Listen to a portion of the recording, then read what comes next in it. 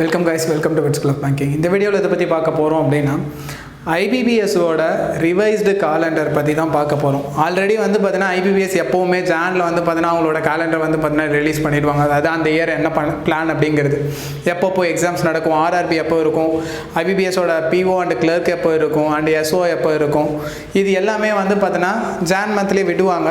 இந்த டைமும் விட்டாங்க. பட் ஒரு பர்டிகுலர் ரீசன்னால் வந்து பார்த்தீங்கன்னா என்ன ஆயிருக்கு அப்படின்னா வந்து பார்த்தீங்கன்னா அதோட கேலண்டர் ரிவைஸ் ஆகிருக்கு. காரணம் என்ன அப்படின்னு பார்த்தீங்கன்னா ஒன் ஸ்டேட் ஒன் ஆர்ஆர்பி இது கொண்டு வந்ததுனால. ஓகேவா? ஸோ இது அமெண்ட்மெண்ட் ஆகிடுச்சு. ஸோ இப்போ எல்லா ஸ்டேட்லேயுமே வந்து பார்த்தீங்கன்னா ஒரே ஒரு ஆர்ஆர்பி தான் இருக்கணும் அப்படிங்கிறத சொல்லிட்டாங்க. ஸோ இந்த இருக்க சுச்சுவேஷனில் வந்து பார்த்தீங்கன்னா ஆர்ஆர்பியை முன்னாடி வைக்க முடியாது. ஓகேவா? ஏன்னா வேக்கன்சிஸ் வந்து பார்த்தீங்கன்னா சேஞ்ச் ஆகும். காரணம் என்னென்னா மேட்ச் பண்ணும்போது அதுக்கேற்ற மாதிரி வந்து பார்த்தீங்கன்னா போயிட்டுருக்கும். தமிழ்நாட்டில் இதை பற்றி நம்ம கவலை பண்ணணும்னு அவசியம் கிடையாது. காரணம் என்னென்னா ஆல்ரெடி நம்ம ஸ்டேட்டில் ஒரே ஒரு ஆர்ஆர்பி தான் இருக்குது. ஸோ நீங்கள் ஆஸ் யூஷுவல் நம்மளோட ப்ரிப்பரேஷன் எப்படியோ நீங்கள் அது ஆல்ரெடி நீங்கள் ஸ்டார்ட் பண்ணியிருப்பீங்க. பட் இப்போ கொஞ்சம் சேஞ்ச் ஆகிருக்கிறதுனால உங்களோட பிளானை லைட்டாக மாற்றிக்கோங்க. ஓகேவா? ஸோ பிஓ ஃபஸ்ட்டு நாம் அந்த இதை பார்ப்போம்.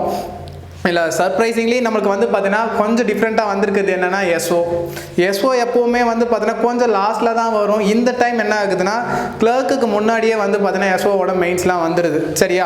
அப்போது நம்மளோட ப்ரிப்பரேஷன் அதுக்கேற்ற மாதிரி கொஞ்சம் வந்து பார்த்தீங்கன்னா மாற்றிக்கோங்க. எஸ்ஓக்காக ப்ரிப்பேர் பண்ணிகிட்டு இருக்கோம், நாங்கள் எஸ்ஓ மட்டும்தான் ப்ரிப்பேர் பண்ணிகிட்டு இருக்கோம் அப்படிங்கிற ஸ்டூடெண்ட்ஸ் வந்து பார்த்தீங்கன்னா உங்களோட பிளானை கொஞ்சம் வந்து பார்த்தீங்கன்னா பூஸ்டப் பண்ணிக்கோங்க. சரிங்களா? ஸோ இப்போ என்னென்னலாம் சேஞ்சஸ் பண்ணியிருக்காங்க. ஓகேவா? இப்போ நமக்கு பிஓவோட ப்ரிலிம்ஸ் எப்போ இருக்கும்னு சொல்லியிருக்காங்கன்னா 17, 23, 24 ஆகஸ்ட். ஓகேவா? இந்த 3 டேட் இருக்கும். அந்த 3 டேட்டில் ஏதாவது ஒரு டேட் நமக்கு எக்ஸாம்ஸ் இருக்கும். சரியா? மெயின் எப்போ இருக்கும்னு சொல்லியிருக்காங்க. Mains exam 12th October. சரியா? ப்ரிலிம்ஸ்க்கும் மெயின்ஸ்க்கும் பெருசாக ரொம்ப டிஃப்ரென்ஸ்லாம் இல்லை. ஆல்மோஸ்ட் வந்து பார்த்தீங்கன்னா ஒரு 1.5 months அந்த ரேஞ்சில் தான் இருக்கும். சரியா? ஸோ நீங்கள் ஸ்டார்ட் பண்ணும்போதே வந்து பார்த்தீங்கன்னா ப்ரிலிம்ஸ்க்கு மட்டும் இல்லாமல் மெயின்ஸ்க்கும் சேர்த்தே நீங்கள் வந்து பார்த்தீங்கன்னா ப்ரிப்பேர் பண்ணிகிட்ருங்க. மெயின்ஸ்க்கு எப்படி நீங்கள் ப்ரிப்பேர் பண்ணுவீங்களோ அதை வச்சு நீங்கள் வந்து பார்த்தீங்கன்னா ப்ரிலிம்ஸ்க்கும் பார்த்துக்கோங்க. சரியா? ஸோ உங்களோட ப்ரிப்பரேஷன் ஃபுல்லாக மெயின்ஸ்க்கு மட்டும் தான் இருக்கணும். ப்ரிலிம்ஸ் நம்ம வந்து பார்த்தீங்கன்னா கிளியர் பண்ணிவிடுவோன்ற இதில் தாட்டில் நீங்கள் வந்து பார்த்தீங்கன்னா ப்ராசஸ் பண்ணுங்கள். ஓகேவா?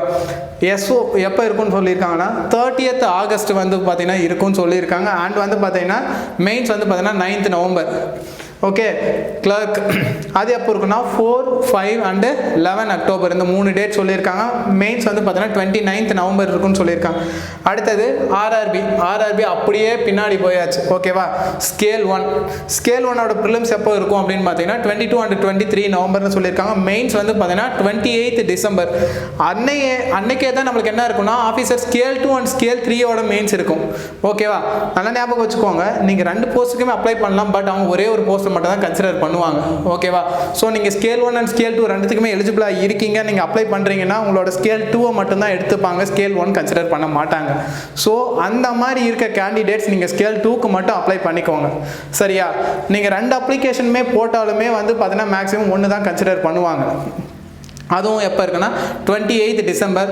ஒன்று மார்னிங் செஷன் இருக்கும், இன்னொன்று ஆஃப்டர்நூன் செஷன் இருக்கும். அது வந்து பார்த்தீங்கன்னா வைசஸாக மாறிக்கலாம். சரிங்களா? அண்ட் லாஸ்ட்டாக வந்து பார்த்தீங்கன்னா ஆஃபீஸ் அசிஸ்டன்ட். இது எப்போ சொல்லியிருக்காங்கன்னா ஒரு 4 டேட் இருக்குது. 6, 7, 13 அண்ட் 14 டிசம்பரில் இருக்கும்னு சொல்லியிருக்காங்க. இதுக்கான மெயின் எக்ஸாம் எப்போ இருக்கும்னு பார்த்தீங்கன்னா ஃபெப்ரவரியில் இருக்கும். எப்போவுமே வருஷம் நமக்கு ஆர்ஆர்பி தான் ஃபஸ்ட்டு வரும். டிசம்பர் எண்டில் நம்மளுக்கு வந்து பார்த்தீங்கன்னா ஆல்மோஸ்ட் மெயின்ஸ் எல்லாமே முடிச்சுட்டு வந்து ஜான்வரியில் நம்மளுக்கு ஃபைனல் ரிசல்ட் எல்லாமே முடிச்சுடுவாங்க. ஃபைனல் ரிசல்ட் எப்போ வந்துடும்னா நமக்கு ஜான்லேயே வந்து பார்த்தீங்கன்னா வந்துடும். போஸ்டிங் வந்து பார்த்தீங்கன்னா அதுக்கு முன்னாடி நம்மளுக்கு எப்போ ஒரு ஏப்ரலுக்கு முன்னாடி வந்து பார்த்தீங்கன்னா போஸ்டிங் எல்லாமே போட்டுருவாங்க. பட் இந்த டைம் என்ன ஆச்சு அப்படின்னா இந்த ஒன் ஸ்டேட் ஒன் ஆர்ஆர்பி கொண்டு வந்திருக்காங்க. அந்த ஒரு ரீசன்னால தான் பின்னாடி போகுது. சரியா? வேறு எதுவுமே இல்லை. ஜஸ்ட் நீங்கள் நார்மலாக எப்படி ப்ரிப்பேர் பண்ணுவீங்களோ அதை ப்ரிப்பேர் பண்ணிக்கோங்க. ஓகேவா? வேறு ஏதாவது உங்களுக்கு டீட்டெயில்ஸ் தெரியணுன்னாலும் கீழே தெரிகிற நம்பருக்கு வந்து பார்த்தீங்கன்னா கால் பண்ணுங்கள். நம்மளோட வேர்டில் வந்து பார்த்தீங்கன்னா இதுக்கான கிளாஸஸ் வந்து பார்த்தீங்கன்னா both online and offline classes ரெண்டுமே இருக்குது. உங்களுக்கு யாருக்காவது கிளாஸஸ் ஜாயின் பண்ணணும்னு தோணுச்சுன்னா கீழே இருக்க கான்டாக்ட் நம்பருக்கு நீங்கள் தாராளமாக கால் பண்ணலாம். ஓகே, தேங்க்ஸ் ஃபார் வாட்சிங்.